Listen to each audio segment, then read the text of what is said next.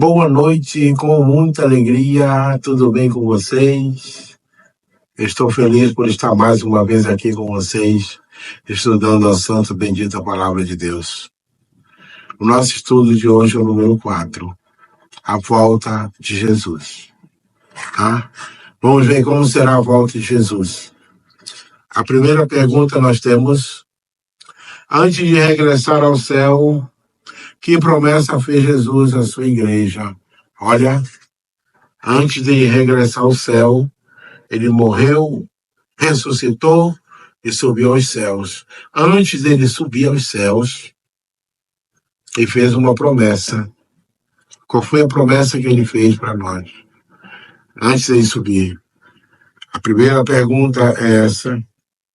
Antes de regressar ao céu, qual foi a primeira promessa? A promessa que ele fez para nós, para a sua igreja. A sua igreja.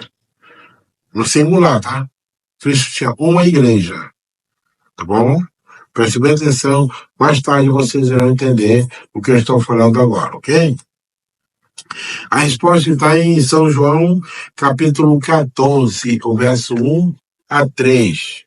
Ele diz assim: não se turbe o vosso coração. Creis em Deus, creis também em mim. Na casa de meu pai há muitas moradas. Se assim não fora, eu vou teria dito, pois vou preparar o lugar. E quando eu for e pois preparar o lugar, virei outra vez e vos receberei para mim mesmo, para que onde eu estiver, estejais vós também. E como dizes tu, para onde vais? Como saber o caminho? Né? Jesus disse: eu sou o caminho, a verdade e a vida. Então essa é a primeira pergunta. E antes dele subir, ele disse: eu vou preparar um lugar. Preparar uma mansão lá para nós. E vai voltar e vai nos levar. Então temos que aguardar ele, apressando e aguardando a volta de Jesus. A segunda pergunta: no momento que o Senhor Jesus subia, que mensagem consoladora mandou o Pai aos apóstolos por meio de 2 anjos? Olha o amor de Deus, olha a preocupação de Deus. Seu mestre passou aqui 3 anos e meio, depois ele saiu e foi embora, foi subindo. Enquanto ele subia, os discípulos ficaram preocupados. E agora? Como é que nós vamos ficar? Nós não temos mais um mestre, como é que nós vamos ficar?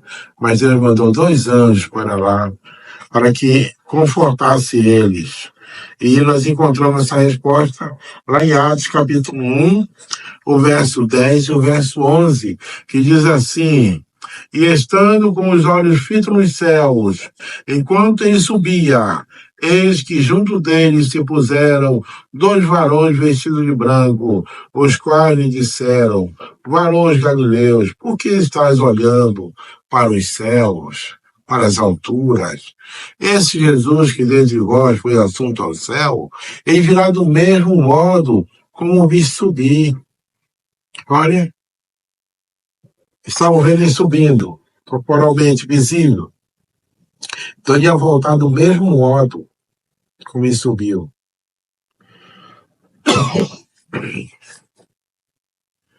Terceira pergunta: que sinais teriam no mundo quando a volta do Senhor estivesse perto? Quais seriam os sinais antes de Cristo voltar? Para que nós soubéssemos quando seria a volta de Jesus. Ele diz aqui em São Mateus 24, verso 38, ele diz assim: diz-nos quando serão estas coisas e que sinais haverá da tua vinda e do fim do mundo. E Jesus respondendo disse-lhes: acautelai-vos, que ninguém vos engane, porque muitos virão em meu nome dizendo: eu sou o Cristo, enganarão muito. E ouvireis de guerra, de rumor de guerra, porquanto se levantará nação contra nação, reino contra reino, e haverá fome, peste e terremoto em vários lugares. Mas todas estas coisas são os princípios de dores. Olha, tá vendo?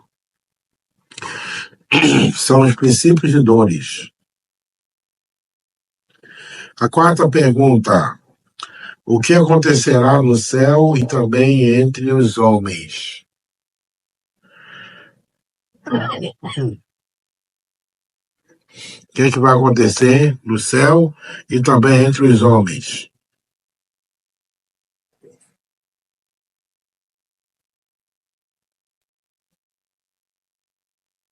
São Lucas capítulo 21, o verso 25 e 27 diz: e haverá sinais no sol, na lua e nas estrelas, e a terra angústia das nações, em perplexidade, homens desmaiando em terror, na expectação das coisas que sobrevirão ao mundo.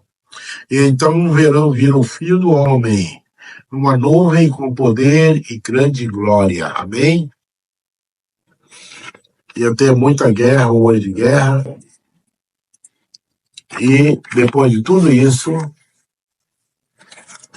vamos ver Cristo voltando na nuvem do céu, com poder e grande guerra. Glória. A quinta pergunta: com que tempo compara Jesus os últimos dias desse mundo? Qual é o tempo que ele compara os últimos dias desse mundo? São Lucas capítulo 17, 26 a 30, e diz: é como aconteceu nos dias de Noé, assim será também o dia do Filho do Homem. Comiam, bebiam, casavam-se, davam-se em casamento, até o dia em que Noé entrou na arca. E veio o dilúvio e consumiu a todos. Como também, da mesma maneira, aconteceu nos dias de Ló. Mas nos dias em que Ló saiu de Sodoma e Gomorra, choveu do céu fogo e enxofre, e os consumiu a todos. Assim como nos dias de Noé, assim como nos dias de Sodoma e Gomorra, também irá acontecer o último dia deste mundo. A volta de Jesus será com fogo e enxofre também.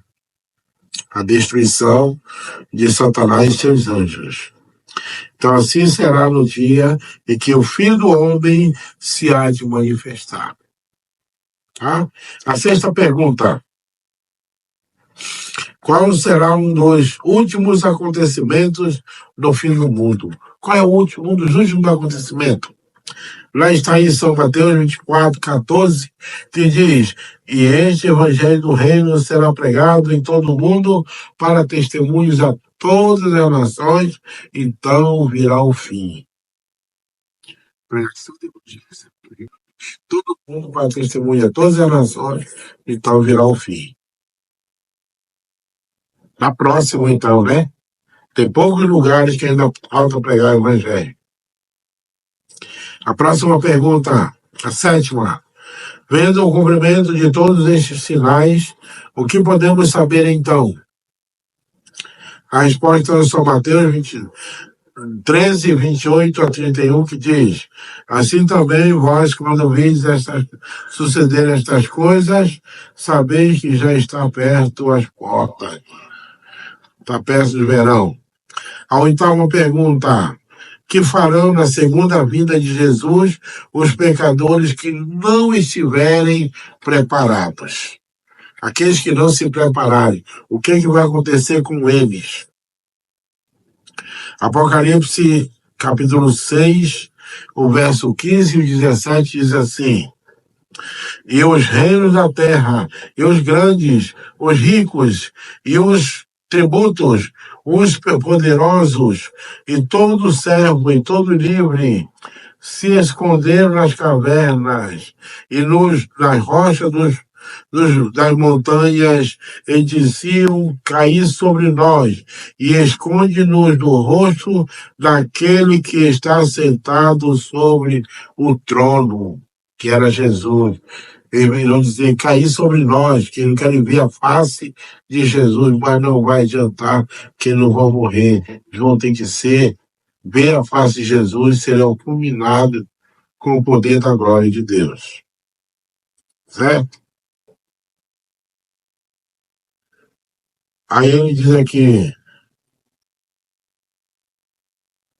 a nona pergunta, nona e última, ele diz assim: que experiência gozarão os justos que estiverem preparados para aquele dia? Os que não estiverem irão dizer para que caia o monte sobre eles, as montanhas, mas não vai adiantar nada. Eles vão estar mortos também. E o último ele diz assim: que experiência gozarão os justos que estiverem preparados naquele dia? Estiverem prontos, eu quero estar pronto. E você vai? Está pronto também? Vamos lutar juntos para chegarmos lá? Ele diz aqui, olha, Isaías 25, verso 9 diz: e naquele dia se dirá: eis que este é o nosso Deus, a quem aguardávamos, e nos salvará. Este é o Senhor a quem aguardávamos. Na sua salvação gozaremos e nos alegraremos. Oh, coisa boa! Que coisa boa é a gente estar em Cristo Jesus. Os que estiverem preparados, eis que esse é o nosso Deus, a quem nós aguardamos. Na sua vinda gozaremos e nos alegraremos. Coisa boa, né? Muito importante, né? Agora, depois, a próxima lição, a quinta, o título será o milênio. O que é o milênio? O que significa o milênio? Quando vai acontecer esse milênio? No próximo estudo, nós daremos a resposta, ok? Vamos fechar os olhinhos, vamos orar. Querido Deus, eterno Pai, muito obrigado, Senhor, por nos mostrar como será a volta de Jesus. Estamos preparados naquele dia. Prepara-nos para o seu reino, Pai. Aqui nós te rogamos e agradecemos. Em nome do Pai, do Filho e do Espírito Santo. Amém. Amém. Amém.